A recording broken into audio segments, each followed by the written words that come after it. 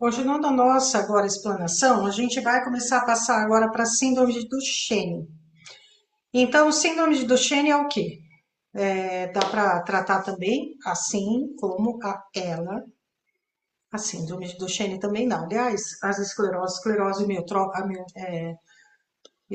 lateral amiotrófica, esclerose múltipla, síndrome de Duchenne, elas têm uma questão bastante parecida, né? Vamos lá. Parecida só que não, mas o contexto em si. Agora aqui, passando para a síndrome de Duchenne, vamos lá. Ah, antes disso, vamos entender o que é essa distrofia. A distrofia muscular de Duchenne, descrita pela primeira vez no século XIX, em 1852, esse Dr. Guillaume Duchenne definiu como uma doença genética, cuja síndrome possui características de natureza irreversível e progressiva, que resulta na degeneração da musculatura, especificamente a dos membros inferiores. Pois é. Só para mostrar aqui que eu vou contar um caos. Trabalhar, entre outros, a contação de histórias, poesia, na arte-terapia, trabalhar com eye tracking, se possível, se tivesse recurso, né? A comunicação alternativa e aumentativa. Na musicoterapia, trabalhar, entre outros, uma técnica de canções, se está com traqueostomia ainda consegue falar, composição e recriação, você pode recriar uma música, é muito importante grafar as histórias dessas pessoas. Caso não, técnicas receptivas, vibroacústica. Musicoterapia vibroacústica funciona muito bem. Você trabalhar com determinadas frequências. Para quê? Para o que for necessário ali. Pois é. Tive um paciente de Duchenne. Então, a história da medicina, que eu li bastante, né? Sobre Duchenne, a história da medicina ela vai contar pessoas que viveram de 28 a 32 anos, outro caso, 33. E se eu te falar que o Felipe Quarteiro, meu paciente que já se foi, não está mais aqui, ele se foi, faleceu com 41 anos, a traqueostomia. Ele ainda falava, rastreava ainda. Estava na cama? Estava, mas ele ainda conseguia. Então, esse paciente, Felipe Quarteiro, que eu considero assim um caso raríssimo, bem raro, 41 anos, né? Até então ele vinha e ele começava a contar as histórias. O que que acontece? Nós pensamos que as pessoas que estão de repente travadas numa cama ou por algum motivo, elas não têm vida, vírgula, ele tinha o eye tracking. E ele conseguia trabalhar com a internet, ele conseguia vender coisas, ele conseguia conversar com pessoas, e nessa ele teve algumas namoradas que sabiam da Duchenne. Então, existe um outro mundo pro além da tela. Isso é outro simpósio, não, não cabe nem aqui. Mas você já parou para pensar nisso? Existe um outro mundo atrás da tela. E nesse outro mundo, como se fosse o filme Avatar, que ele assume aquele avatar de 2,5 metros, que ele não andava nesse mundo real e no outro andava, pois é, na tela. Então, para alcançar o inconsciente profundo dessa pessoa, que eu fui, no caso, chamada para isso, tal, e para conversar, que na época ele tinha 39. E quando eu lia os casos, eu ficava, gente, 32 anos e essa pessoa tá aqui, tá conversando comigo, tá bem, etc. E olha, com 40 casou, tá? Com uma pessoa com uma moça com paralisia cerebral, 41 se foi. Esse rapaz, eu lembro que eu trabalhei muito, além das tigelas tibetanas, existe todo um protocolo, existe um estudo, principalmente que começou lá com o Lavsky e Tony Wigram, Finlândia, Noruega, Israel, eles estão começando a ficar muito fortes nisso, além do Brasil, com muitas pessoas pesquisando, e pesquisando sério de forma científica. Não necessariamente a gente precisa fazer uma confusão entre a origem de tudo isso, que é o Sound Healing, e sim, o Sound Healing veio da religiosidade, ele veio das montanhas ali do Himalaia, ele veio de uma questão religiosa de budismo e de shintoísmo e de mosteiros, ele veio de hinduísmo, mas não necessariamente a gente não precisa ter resultados científicos com isso. Então, sim, existem estudos científicos comprovados que mostram que determinadas frequências que não são da internet, tá? Não são as da internet, as frequências elas podem ter um efeito curativo. Mas, trabalhando um pouquinho com isso e trabalhando com ele, que ele ainda falava com uma traqueostomia, o que nós fizemos? Eu lembro que um trabalho que marcou bastante foi um trabalho de recriação, ou de composição até.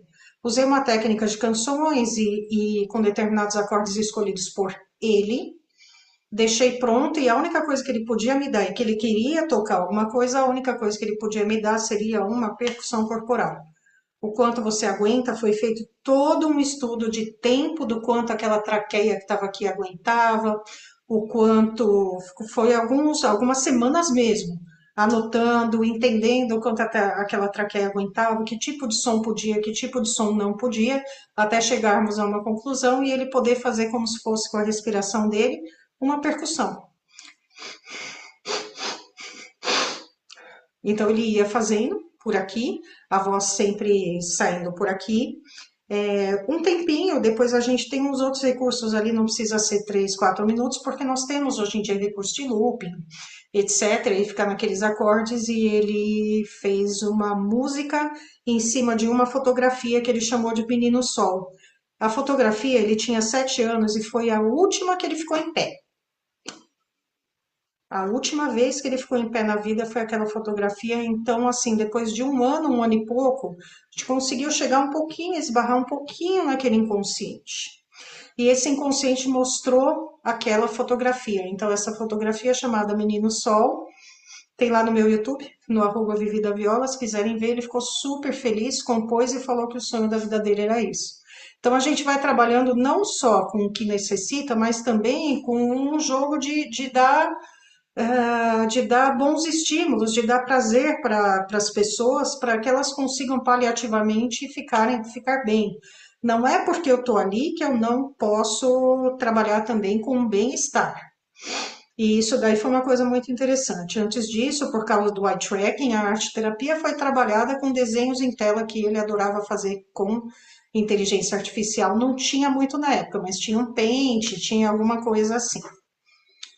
Ok? Então, síndrome de Duchenne eu até estendo para lateral amiotrófico, para esclerose múltipla, pode ser trabalhado assim, e quando a pessoa já está sem poder falar nada, ainda assim nós temos recursos, ainda assim nós temos a música clássica, nós temos a vibroacústica. Uma apreciação de arte, um poema, uma história. Vamos lá, continuando aqui.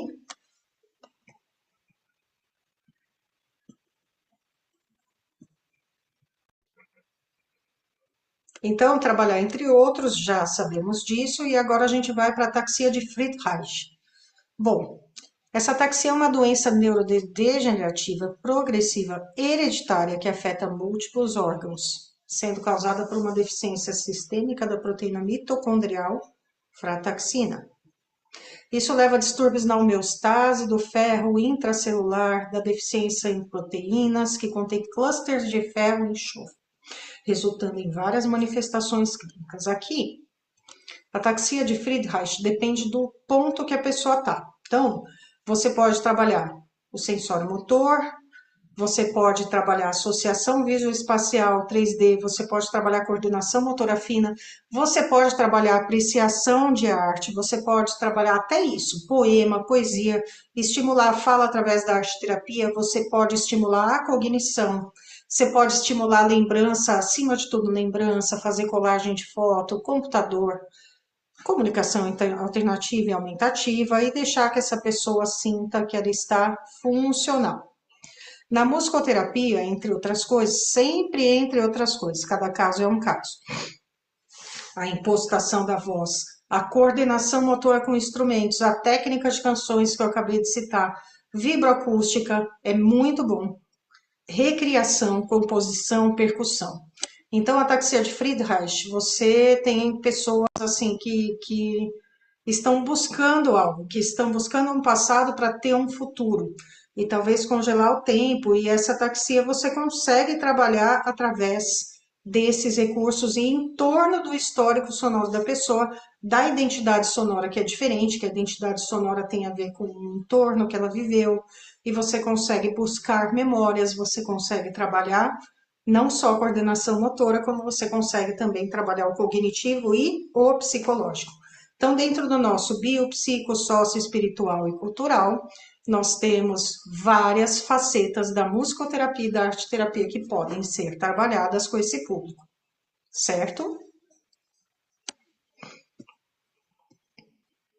Continuando aqui a nossa partilha, eu vou seguir para Prader-Willi. Prader-Willi, muito bem. A gente tem uma pessoa que vai equivaler, assim, pelo mais ou menos aos 6, 7 anos de idade ali, mas que consegue escrever talvez consiga as primeiras contas de matemática, são personalidades um pouquinho mais fortes. Existe, um distúrbio multissêmico complexo, bom, a gente já sabe que, se eu não me engano, o braço curto do cromossomo 15, se for do braço longo, acho que é o índigo, né? Depois nós olhamos aqui, mas vamos continuar onde a gente está pisando aqui. Complexo caracterizado por manifestações clínicas, incluindo deficiência intelectual, letargia infantil e hipotonia, sim, total hipotonia, gente, tônus lá embaixo, com subsequente prejuízo no desenvolvimento motor. Acontece que tem uma questão na Prader-Willi forte, da maioria deles, chamada hiperfagia. É muito complexo, não só para o entorno, tudo isso que eu estou falando, o cuidador, gente, tem que ser muito mais cuidado do que o cuidado mesmo. O cuidador é complexo, porque ele tem que trancar armário, ele tem que trabalhar, porque o ponto de saciedade desse pessoalzinho é de 5 minutos. E é como se não tivesse comido nada. Então, este ponto da hiperfagia é uma questão forte a trabalhar. Você pode trabalhar com massinha, tem que tomar cuidado e vigiar constantemente para não enfiar na boca. Trabalhar 3D, trabalhar argila, trabalhar outros que melhorem esse tônus muscular, porém com vigilância 100% total. E isso daí, inclusive, trabalhar com argila massinha ou trabalhar com lápis de cor, etc., isso daí vai ajudar você a fazer uma mediação, uma contenção de comportamento. É lento, mas a gente não pode desistir, porque nós mesmos falamos aqui, diagnóstico não é destino. Na musicoterapia, você vai trabalhar a mediação, literalmente terapia cognitivo-comportamental. Trabalhar a música mediativa e contingente. Você vai conter comportamentos através da música divertida, você vai fazer uma mediação, você vai trabalhar com interativa, você vai trabalhar com instrumentos, com percussão, para você poder trabalhar esse comportamento um pouco mais agressivo, talvez, e poder, talvez, conter essa hiperfagia. Ok? A Prader-Willi? Prader-Willi, depende. Bom, chegamos nela, poliomielite. Doença inflamatória, viral, tem uma afinidade pelos neurônios, motores do corno anterior da medula, das regiões cervical e lombar da coluna, ocorrendo mais tarde paralisia flácida e assimétrica, predominantemente nos membros inferiores. Nesse caso, dizia a Clarice Moura Costa, uma musicoterapeuta de elite, musicoterapia de guerra do Zewa e sua difusão para o Cone Sul, principalmente na Argentina, e para o tratamento da depressão pós-poliomielite, obtiveram resultados tão satisfatórios que impulsionaram o surgimento dos primeiros cursos de formação de musicoterapeutas. Pois é, tá vendo? Aqui vale umas palavrinhas. Então, assim, depois que a gente passa da síndrome de Prader-Willi, por exemplo, por que a T21 não está aí? T21 é uma síndrome que é super importante a gente falar sobre, porque todo mundo, principalmente no Brasil, dá atenção a autismo e TDAH. E o T21, a síndrome de Down, ela vai ficando um pouquinho de lado. Mas aqui a gente está falando de raros, então eu estou colocando os raros atendidos aqui. E nesse caso aqui do depressão pós-poliomielite, quando você vai estudando, é uma coisa tão complexa que a gente não imagina que tem, mas a pessoa está vivendo um luto, né? E Clarice Moura Costa, ela falou que foi tão importante, porque imagina um clima de guerra e a poliomielite se alastrando, e a pessoa pegando e tendo tendo a sua depressão ali, e você começar a trabalhar com música. Olha a importância disso. Então, tanto artes quanto música, você pode trabalhar. Aqui a parte de cima, ok, vamos lá, trabalhar o sensório motor se precisar, trabalhar cognitivo, trabalhar essa depressão, ok? É complexo, né? Então, aqui a gente vai acelerar um pouquinho para falar das poucas que faltam. O trabalho de pintura livre e espontânea, mandalas terapêuticas para amenizar os efeitos da polio. Pintura livre foi muito importante, inclusive muitos artigos, eles citam para essa depressão pós-poliomielite, eles citam a pintura espontânea. Pintura espontânea é muito interessante e dá uma boa leitura, dá uma boa conversa. E a mandala terapêutica também, que não é aquela que a gente conhece simétrica, que você conhece do Oriente, mas sim a que começa com o círculo. E na musicoterapia, você pode tanto trabalhar as áreas correlatas do cérebro, motor e Broca, né? Trabalhar o canto junto com alguma atividade motora, como canto, movimento, você pode trabalhar o que precisar, inclusive as frentes psicanalíticas disso, porque o cognitivo está totalmente preservado. E daí vale a pena. E a gente passa essa daqui. Essa tem 50 no mundo registrados e eu consegui atender uma. Tricohepatoentérica. Então, essa criança em questão, bom, é rara e grave. Ela tem o aparelho digestório, ele é totalmente comprometido, é uma diarreia intratável, com expressão sindrômica causada por mutações homozigóticas. Então, esses pacientes que têm essas variantes, elas têm um retardo do crescimento intrauterino. Tem algumas que não, algumas que sim. Anomalias capilares, então, essa criança, no caso, foi ficando loira, loira, loira, tá? Tem anomalia cutânea, não apareceu tanto nesse caso aí, tá? Dismorfia facial, raiz nasal larga, comprometimento hepático, isso sim, imunodeficiência, além de poder apresentar colite. Essa criança é complexa, porque é uma criança que com 7 anos nunca pôde ir à escola, porque qualquer coisa dava alergia, tinha que andar constantemente com o seu suporte e a medicação parenteral, a alimentação parenteral, tem que sair, tem que entrar, porque o aparelho digestório se recusa a funcionar.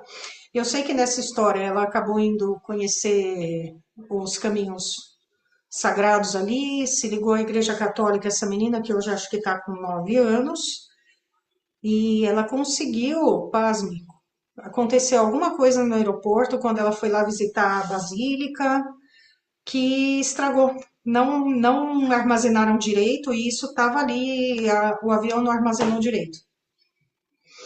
Então, complexo, né? Quando ela foi, que a mãe desesperada, porque como é que vai fazer? Ela ganhou uma mochilinha. Então, tem uma brasileira que está fazendo uma mochilinha agora, em vez de ficar carregando isso, ela ficou independente porque a mochilinha agora está substituindo. É maravilhoso. Isso daí é uma brasileira, cansada de ver o filho, conseguiu fazer.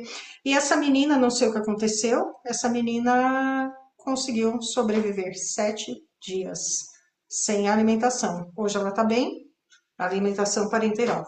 Hoje ela está bem, mas a comunicação ficou complexa porque ela não está acostumada com outras crianças, não é diagnosticada com autismo, mas ela começa a ter características disso. Por quê? Porque ela não tem comunicação. Ela agora tem, né? Agora pode ir para a escola, consegue ir na igreja, tal. Mas o que foi feito? O que é feito nesse caso aqui? Essa menina, ela tem muita alergia, mas é uma alergia pesada, de tudo. De luva, de materiais, de massinha, etc. Então, tudo tem que ser especial. Inclusive a massinha. Tem que ser látex, sem látex. A arte terapia, a gente faz desenho com canetinha e massinha antialérgica. Impulso energético, porque ela não tem noção da força, ela não tem noção. De repente, ela é um crescendo, ela vai de 0 a 100 em uma questão de 30 segundos. É impressionante. E a gente tem que tomar um cuidado danado com isso, porque as novidades causam isso. É de 0 a 100 em 30 segundos. É impressionante. Tem que tomar cuidado.